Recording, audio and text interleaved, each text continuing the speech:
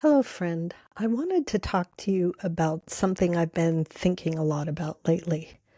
When things get really tough in your business, because inevitably they will, what is it that keeps you going? What keeps you from giving up? Why don't you quit? This is Lyric Montgomery Kinard. I'm coming to you from the Creatives on Camera podcast. We work with artists and crafters and quilters and all kinds of creatives to build online teaching businesses. And sometimes it's not easy. Sometimes we feel stuck or overwhelmed, or we have a course and things just don't work out the way that we wanted to. We can be overwhelmed by tech, not enough people can sign up. It's not always easy. Every one of our previous guests has talked about how success doesn't come overnight. It's work. It's a lot of work. So this is a really common experience. And how do we keep going? Why do we keep going? That's the better point. Why do we keep going? Because your why is what keeps you going. Do you know why you are working in your business? Do you know why you want to teach? Do you know why you do what you do? Have you thought about it? Have you written it down? If you understand your internal values, the core of what you are, the core of your reasoning behind teaching, behind serving the people who you are teaching creativity and joy to, that is what can keep you going. Your values and your motivations can sustain you. Have you taken a journal? Have you written down what drew you to this work in the first place? What would it matter if you stop? Why do you keep coming back to doing this? Values act like guideposts when things feel unstable. I have been teaching for years and years, and there have been a lot of ups and downs. Some of them are my own doing. I have had many years where I completely overbooked myself. I mean, that's a good problem to have, right? Until you completely collapse because you can't keep up with the expectations that you've set on yourself or that your students have of you. I have had times in the academy where we've barely stayed afloat. Why would I keep going? Why do I keep working to make this succeed? Well, my teachers are my example. And I go back every time that I'm struggling to thinking about the joy that comes into their lives when they are able to reach the students who they can then turn around and bring joy to, right? That's what we do as teachers and as creatives, as makers, as artists. We teach people creativity. We teach them to make beautiful things, and it brings them joy. I look at my teachers when their businesses grow and succeed, and I see them breathe easily. I see them have more time to create and make beautiful things. That's one of the reasons why I keep going. Knowing your why helps you to face reality. And reality is really important, right? Understanding your core values helps you when reality hits, and sometimes it smacks you in the face.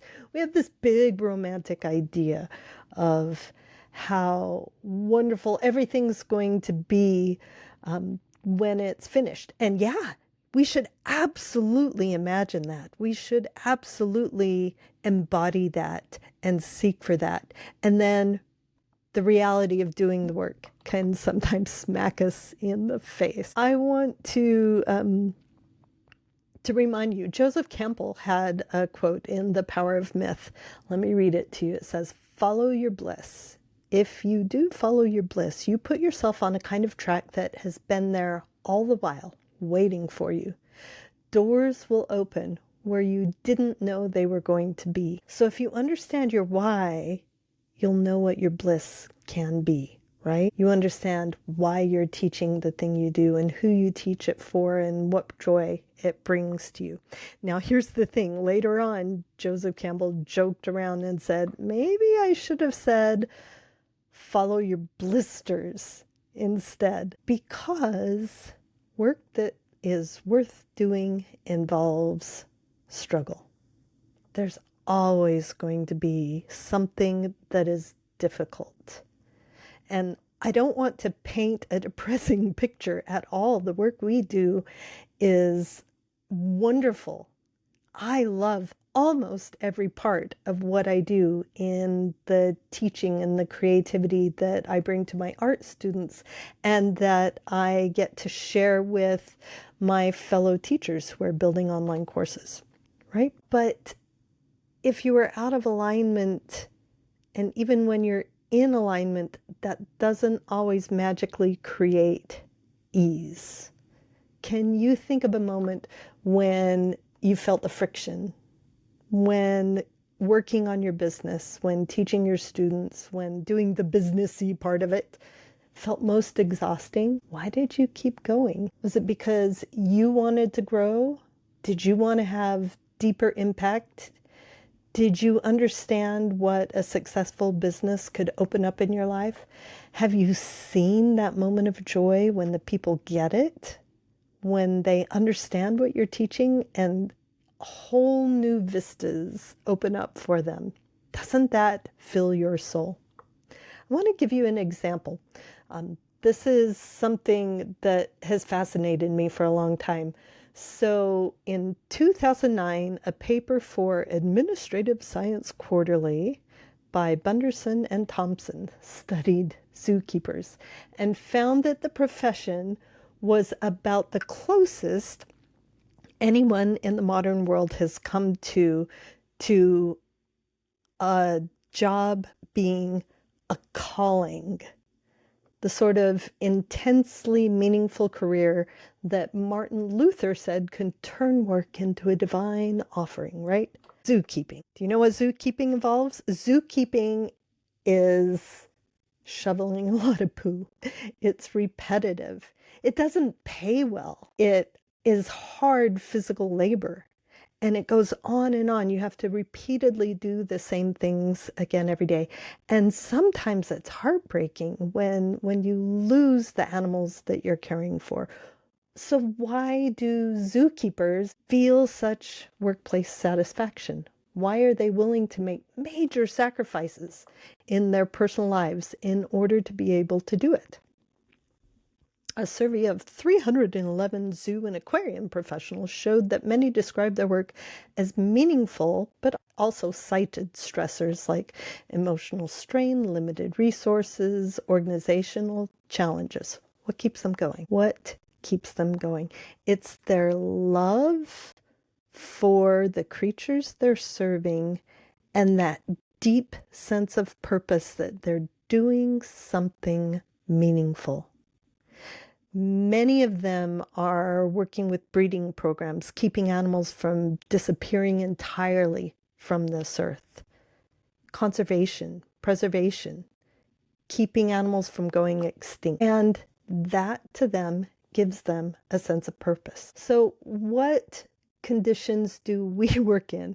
I honestly think our avocation, this career that we've chosen, is so much easier than zookeeping, right? But what gives it meaning? Why is it meaningful to us, right? Why are we willing to embrace the hard work? So a small, tiny example is my artwork that I make is technically quilts. I dye and paint and print fabric. I design a piece, and then I layer it and I stitch the layers together. And I have to admit that that's the part where I cringe and I'm like, ugh, I've designed and created this beautiful piece and now stitching it is not the fun part for me. And I'm afraid I'm going to mess it up and I just don't like it. So why do I keep doing it? Why don't I just frame a piece of fabric that I have painted, right? Why don't I just frame that as a work of art? Well, because the outcome is worth it to me.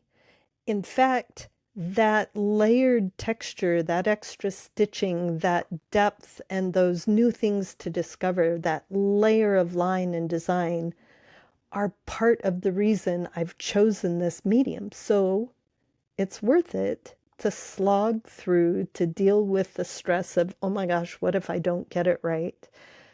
To get that outcome. And that's just a tiny little thing. That is not even close to the depth of meaning and satisfaction that I personally get from helping teachers build their business. So in your workshops, in your business, where do you tolerate difficulty because it holds something deeper in the meaning of why you do this? Okay, let's do some practical tips for how to hold on when it's hard. Well, first of all is write down your values. Figure out what your values are. Figure out why you're really doing this. I'll have a PDF for you in the show notes and in the links that is just a very quick worksheet that helps you write down and figure out what your values are. So, and it's the first task I have all of my students do, whether it's the virtual teaching masterclass or the video making crash course or the 30-day launcher workshop challenge. We figure out why we're doing this. Write them down, make them visible. Put them up somewhere where you can see them. And when it's hard, you look over there and remind yourself why you're doing this. Okay, that's a really good step, a practical thing to help keep you going. Another thing, do you have any quiet reflecting time? Do you journal? Do you have a time at the beginning or the end or the middle of the day where you look over what you've accomplished and you think about the bigger picture when you look at the work you've done?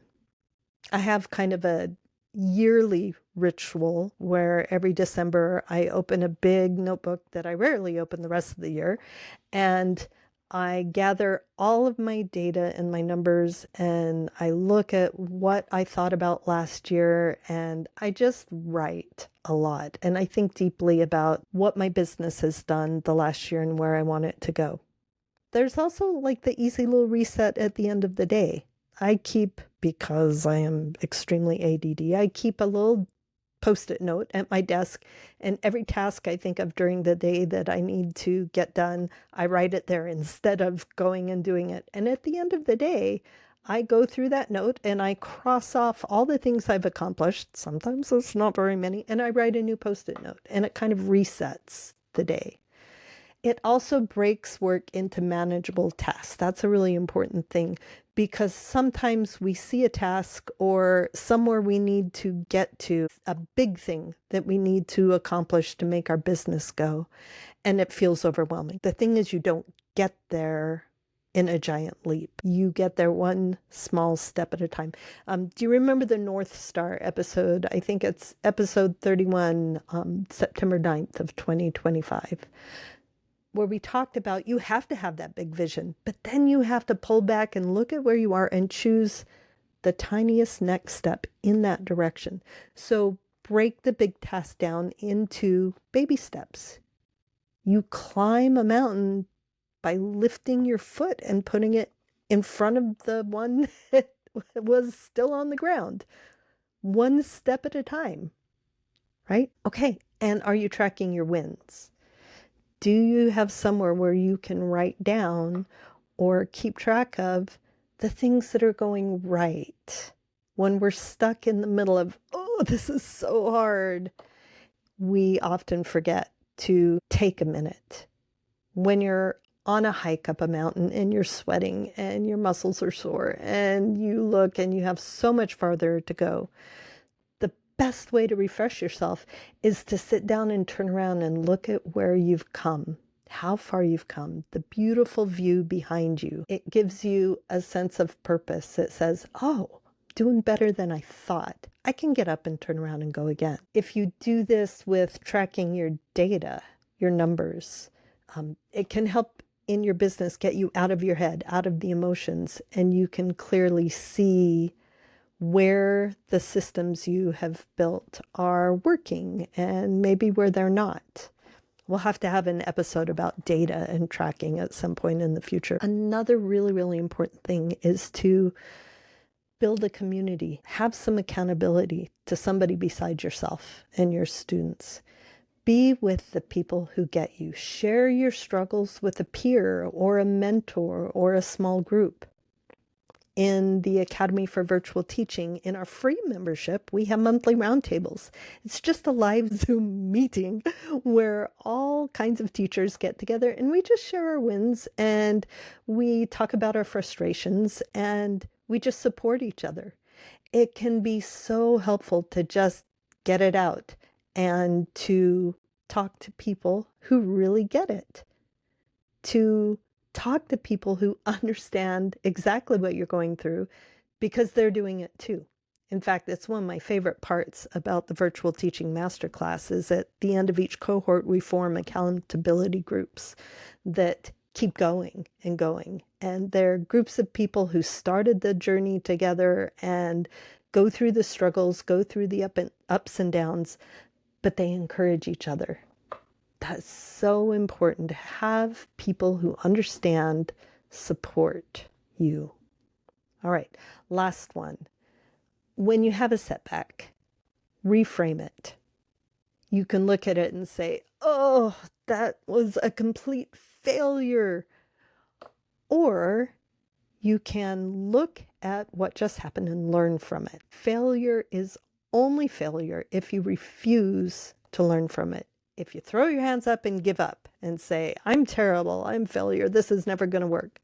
Well, the people who succeed in business are simply the ones who didn't give up. One of my favorite sayings, I think it's from James Wedmore, was that every time you try something, you get one of two things. One, the result you wanted, or two, the lesson you needed. So what are you going to learn and do differently when you have a set? All right. What do you think? Why do you do what you do? Why do you keep going? Because things are not always smooth and easy. The struggle is a reality. It's universal. Every guest here has struggled at some point in their business, but we keep going. Why? Because we don't give up. We understand where we are going, and we understand why we're doing this. We have a meaning. We have a purpose. You have a meaning. You have a purpose. All right? We are here to learn, not to give up.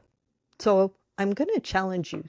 Do one thing this week. Pick one practice that we talked about. Revisit your values. Maybe download the PDF worksheet. Do one thing that will help you prepare for when you're in struggle, that will help you keep going, because you don't have to do this alone.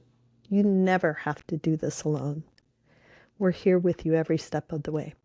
So, my friend, what you do is worth doing. You, as a teacher of joy and creativity and making things, you bring goodness into people's lives. You bring them joy. You make the world a better place. So don't give up. Keep doing it. Drill down into why you do it, okay? I can't wait to hear what it is that you're doing and how this helps. Feel free to leave comments.